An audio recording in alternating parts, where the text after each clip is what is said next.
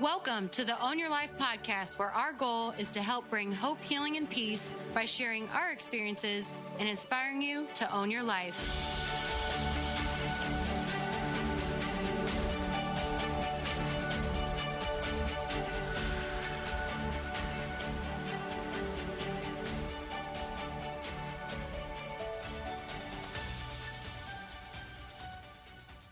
Hey everyone, welcome back to the Own Your Life podcast. Today is very exciting because we have done this podcast for a year now, and we are going to take a look back at some of our most listened to episodes.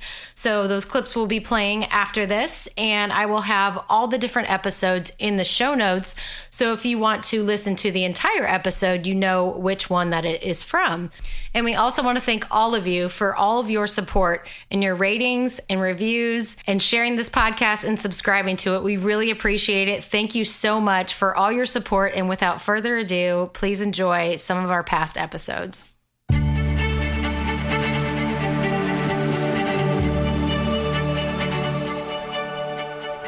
Obviously, this has been a transition for you as far as the pandemic's concerned and everything that happened your senior year. What would you say to most parents out there as far as, you know, what you went through in that last little bit as far as, you know, March until now?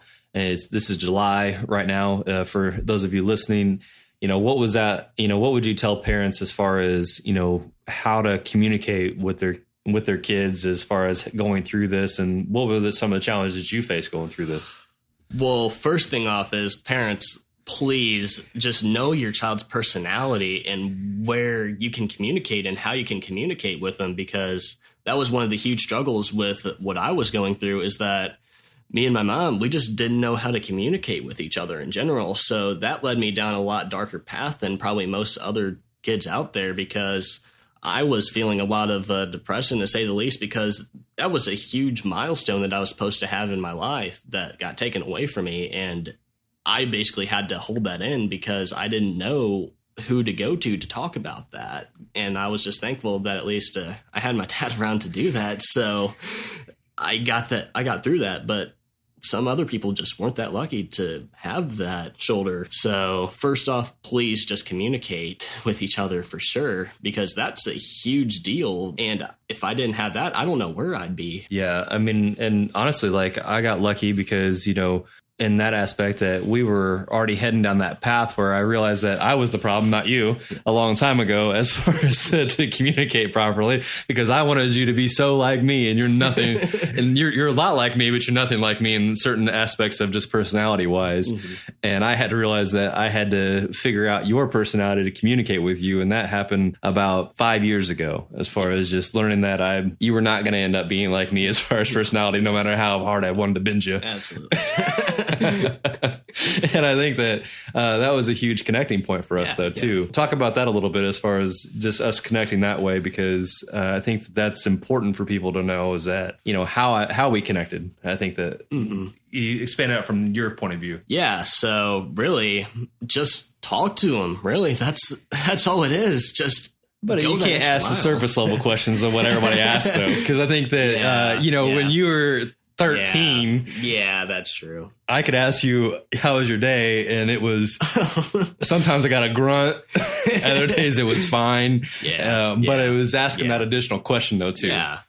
So at least just elaborate with them. Just go that extra mile for certain, because parents some of them just don't know how to do that, or they just are not willing to do that. So really just go that extra mile, just talk to them, just be there for them. Let them know that you're there. Just don't sweep it under the rug like it's non-existent. Yeah. And I think that is sad, but today is that a lot of people are sweeping some stuff under the rug that could be talked about that are not being talked about. And I think that, do you think that's from your point of view of, you know, being in high school, being where you're at, is that a safety thing as far as the communication's concerned with the parents? Is it a safety thing, or is it more just that they don't, or the kids just doesn't feel like they're going to be understood? I would especially say both, because if you don't have that safe environment, how do you know that you're going to be understood and you're going to learn from your mistakes? and even from your parents, even because especially when I was with my dad before that we started to actually communicate and go through with each other, I didn't feel safe to be able to talk to him because I didn't know if I was going to be understood or not. And that's the same way I am with my mom today, because we don't have that sort of connection because we are two separate personalities, to say the least. We just don't know how to break through that barriers because I feel like I'm putting in most of the effort, but I'm just not getting that in return. Yeah. And I think that's been one of the things that was a struggle for us as well for a little while, is that I felt like I was putting in a lot of effort, but I really wasn't. I was faking myself out a little bit. Yeah. And then on the opposite side of that, I feel like you were putting in a lot of effort to connect, but I just didn't understand what you were trying to connect with. And I think that is, I guess in that aspect of it, would you say that both parties have to fully commit to that? Because talk a little bit about how we went through that transition a little bit, because I know that's a little bit of a question. Yeah.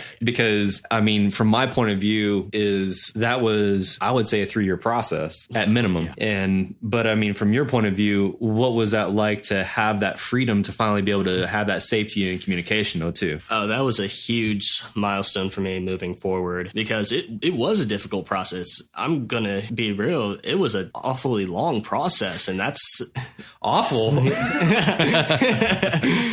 it was just a long and brutal process, to say the least, because we're making up for 13 some odd years of not having that sort of communication. Mm-hmm. And that's scary for most people. And to say the least, going up that mountain, it wasn't easy. And I'm going to be completely clear here. That's probably why most parents are unwilling to do that, because they're not willing to climb that mountain and to reach the top and to keep pushing forward, because it's long, it's difficult.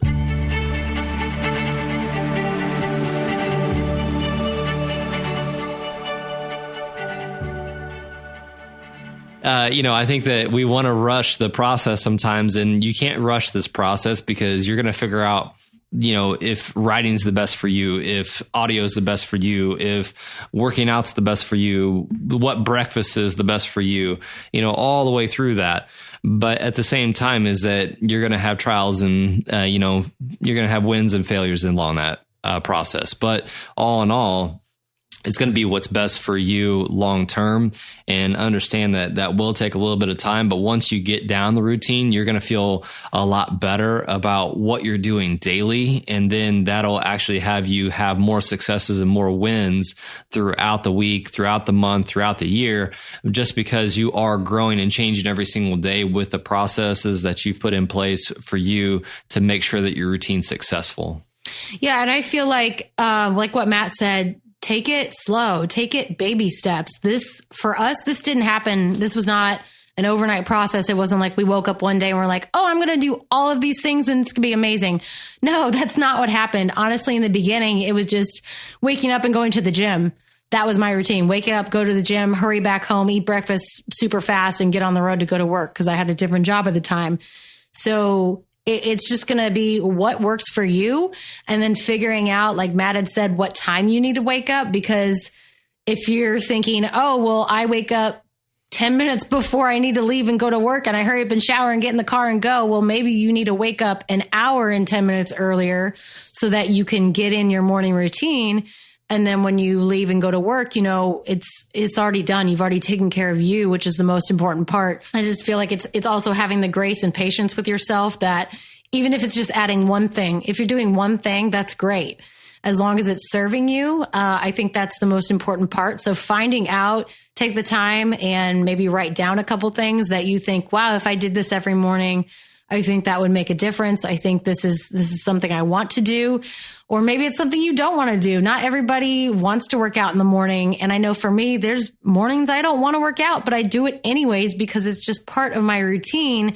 And I would feel odd if I didn't do it. Even if it's a shorter version of a workout, I still did it. I still did the habit. And to me, that is still a win. It doesn't have to be some crazy, insane workout where you go, 150%. Just doing something, moving your body, I think is huge. And like we said, baby steps, that's the way to get started. Just start somewhere, because I think people can get overwhelmed and think, oh my gosh, I can't do your routine. I can't do that. It's too much, or that's not enough. And you can get overwhelmed, but that's not the goal. The goal is to start, just to do something, just start. Even if it's one thing, even if it's 1 minute, if you sit in silence for 1 minute, whether you're a person of faith or not, and you want to pray or meditate or whatever it is, do that. That is something. Just start somewhere. Yeah. And I think that was the biggest challenge for everybody, really, is just starting. And when we talk about working out or anything like that, you can actually just have as simple as maybe 5 push-ups, 5 sit-ups, and then write in your journal for 2 minutes and be on your way. So it doesn't have to be an hour-long process. Ours is just a little bit longer because that's what we choose to have it. And I think that when you realize that this is all to help you and not hurt you in any way, because I know sometimes we're like, oh, I got to wake up an hour and a half before I got to leave for work. This is going to be terrible. Well, it's not supposed to be terrible. It's supposed to help you so you can set up your day for success and to get the wins that you really need long term, and figuring out what fills you. Because I think that if meditation is what fills you, then be able to meditate and be able to fill yourself before you get drained by the day. Because I feel like, especially now in these times, there's a lot of draining information out there. There's a lot of things that are on Facebook, on the news, on Twitter, on whatever platform you want to look at. A lot of it is draining you, and you don't realize how much it's draining you. And if you go out the door with an empty glass, you're going to be even more drained and even more apt to not have the wins and successes that you want long term, just because you weren't able to fill yourself first before that happened.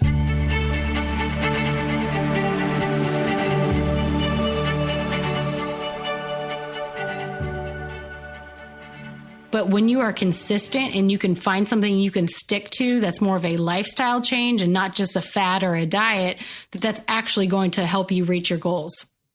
Yeah, for sure. I mean, and with the whole bodybuilding stuff, I mean, that was 7 days a week too. It wasn't just 5. And most of our workouts lasted between an hour and a half to 2 hours. And that's like all in too. And that didn't include cardio. That was straight lifting for an hour and a half to 2 hours of just going at it for 7 days a week, no days off, no breaks. Even on vacation, we still lifted, and we still tried to stick to most of our, calorie intakes and our fat intakes and stuff like that, and watched our carbs and everything.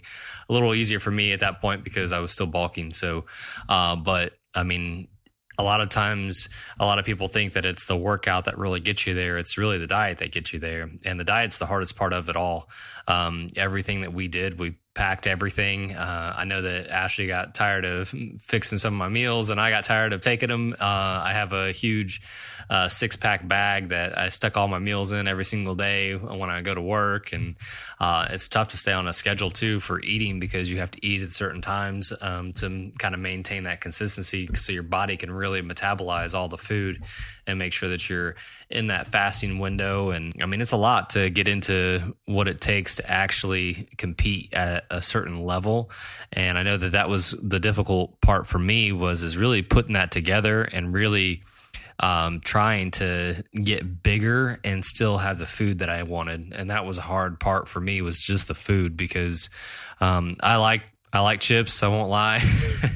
And there is 0 chips in a bodybuilding diet, and that just sucks. But I mean, overall, you really have to stick to what is going to work for you. And what's going to work for you in your life? Is it going to be more consistency with family time? Is it going to be more consistency with reading and, reading certain books to improve your family life, improve your money situation, improve your emotional health? Is it, watching your money habits long term? Is it more relationship stuff? I mean, what is it for you? Because it's different for everybody, and it's different for everybody in what success looks like, because success looks like something different for each individual person, because each individual person has their own dreams, goals, and aspirations. And I think that when you can really tie all that together and make it emotional for you, that's when you're going to start having the success and consistency in your life.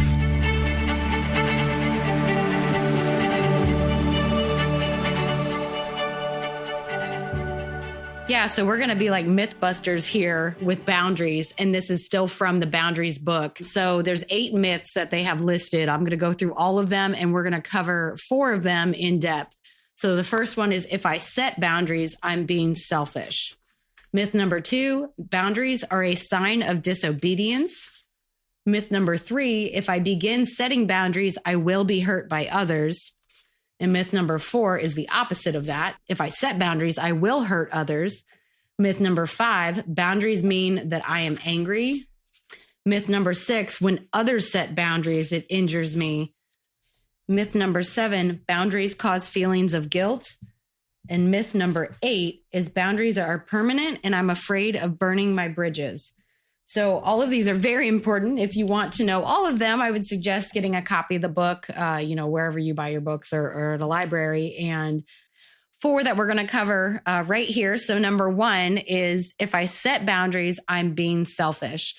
And I feel like this is huge because it goes back to the airplane analogy.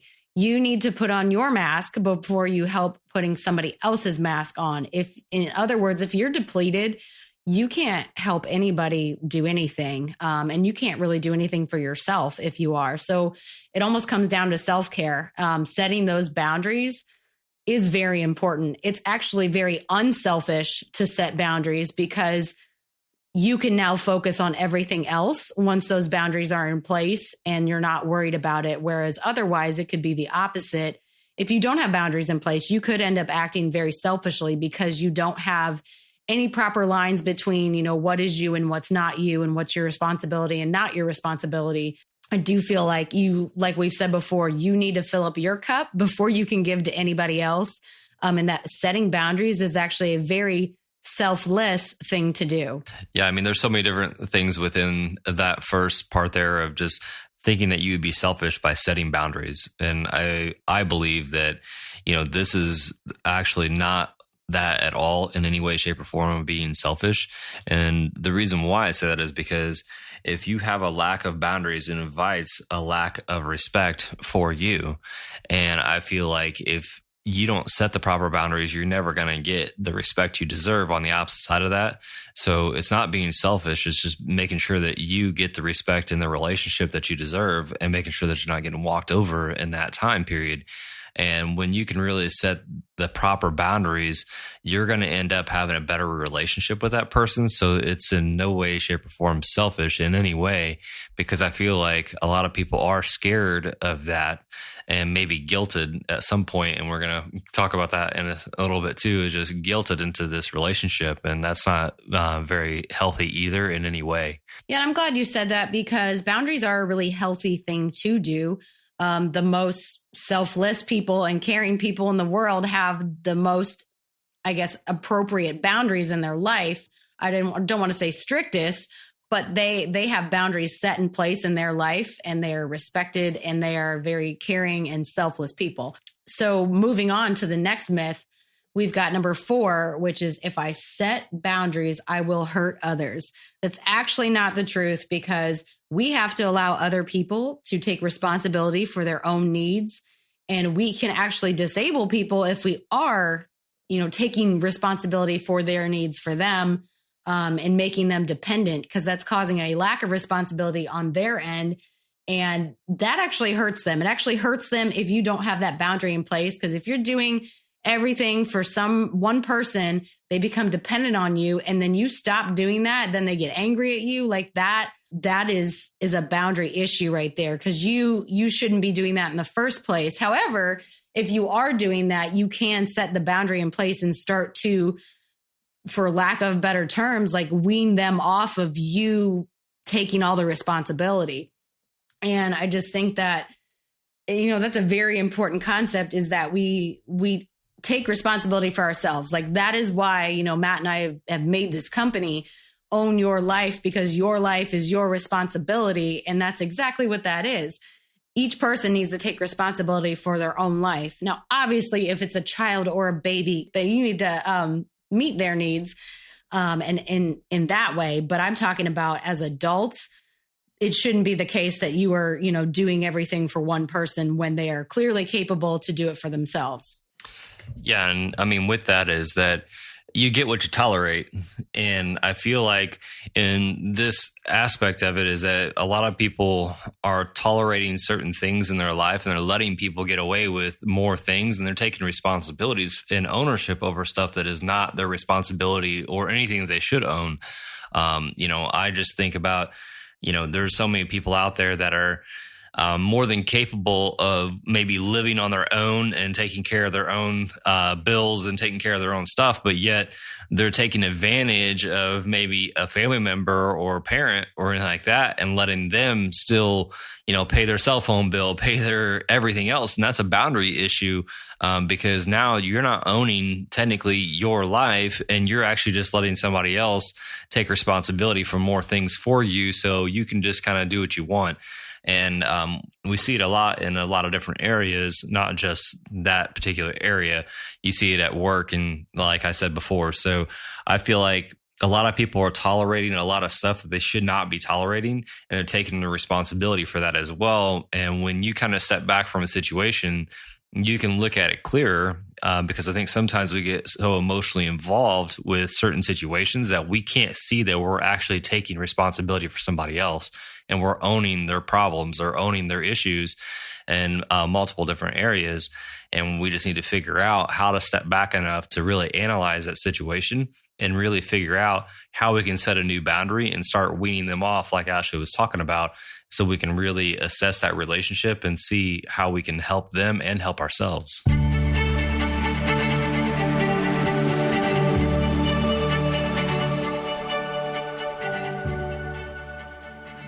And one thing that you had said, Matt, I thought was super important is analyzing who you're around as well, because I know that being around people from my past or family has caused me to slip back into old behaviors, thinking, speaking because of that environment. And it's almost subconscious that I don't realize it's happening. And then maybe halfway through, or maybe even after we've left, that I realize, wow, that was not me at all. Like, I feel like I just went back 10 years or whatever it was. And I'm sure other of you have felt that way. But it's important to be able to recognize it and to change and stop that. Because I know it is easy to fall into. And I think Matt and I have had to be really mindful of that, because it's just like, it's too familiar that it's easy just to fall back into the roles, especially if you have siblings, kind of fall back in the roles that you had when you were younger, especially if you're, the oldest, the middle, or the youngest. Like, it's going to depend on that for how you behave around each other. It's not to get discouraged with that, because I know sometimes that can happen. You feel like, oh my gosh, I've done all this growing and changing. Why am I acting the exact same way that I was 10 years ago, or even 20 years ago when I was little, or whatever? Why is this happening? And I think it's all about the environment, and it's also about the mindset and letting people around us influence us to maybe fall back into those same patterns and not really be aware that, hey, I've grown and changed, and maybe they're uncomfortable with it. Maybe it's something that they are not comfortable with how you've changed. So you want to make them feel comfortable, and it's a people pleasing thing. So you slip back into the behavior and how you were before, because it makes them feel comfortable and doesn't bring up any conflict. Oh man, there's a lot there. Ashley just brought up a pretty good point, and especially with the, as you grow, it's going to be the hardest thing to communicate with some people that you truly do love. And I think that sometimes when we're in that realm, especially with people that we truly love, family, friends, and we're continuing to grow and we're having this conversation with them, and we know that they have certain tendencies that they're walking out in their own life, and that it's going to come up, and that the conversation is going to happen. And it's tough because that sometimes they've actually intentionally hurt themselves from not moving forward in their life. they're self-sabotaging, and you can see the self-sabotage coming, and it's just painful to watch. And sometimes you try to help, and they don't want the help though. They just want to continue to self-sabotage and be a victim. And that's very difficult to watch, but you're going to have to separate yourself from that emotional tie with that person at that moment, because know that you've tried to help and you've tried to offer, but sometimes people need to be their own hero and they need to save themselves. And that's tough to watch, especially when it's somebody you truly love. And I think a part of that is that when Ashley's talking about falling into that behavior, sometimes I feel like, for me personally, that I've actually had to refuse to entertain that old pain and be so intentional about not entertaining that pain as it's happening. Because if I entertain that pain, then I know that I'm going to slip into my old behaviors, and it's just a downward spiral for myself. And then it takes me 2 to 3 weeks to get out of that, based on my old behaviors. Because when my old behaviors come into play, then that's just that's just entertaining my old bad habits, and I fall into my old bad habits, and then it's just a downward spiral for me. And I know that God didn't close doors for me not to move forward. And I think that sometimes, especially with family members and friends and stuff like that, they've grown so accustomed to having this one area where they do everything. And, they don't realize sometimes, let's say they're, the place where they work closes or things are not going well. God's trying to close a door for you to move forward in your life, and you're viewing it as a negative and rather than a positive. And that's when things start to happen, because he's not going to continue to open these doors forever. And you're going to have to act at some point on some of these doors closing so you can move forward, because sometimes the circumstances force you to change, and that's the best thing for you. So don't be scared in those moments of your life when you are in the middle of transitions.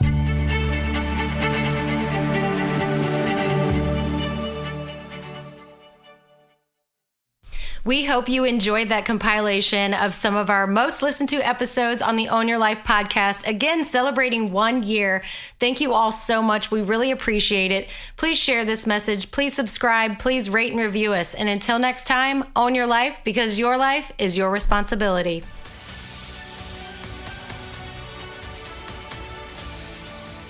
Thank you all for listening. If this added value to you, please click subscribe and rate and review us. You can also find us at Own Your Life Co. on Instagram and Facebook, and ownyourlifeco.com. And as always, own your life, because your life is your responsibility.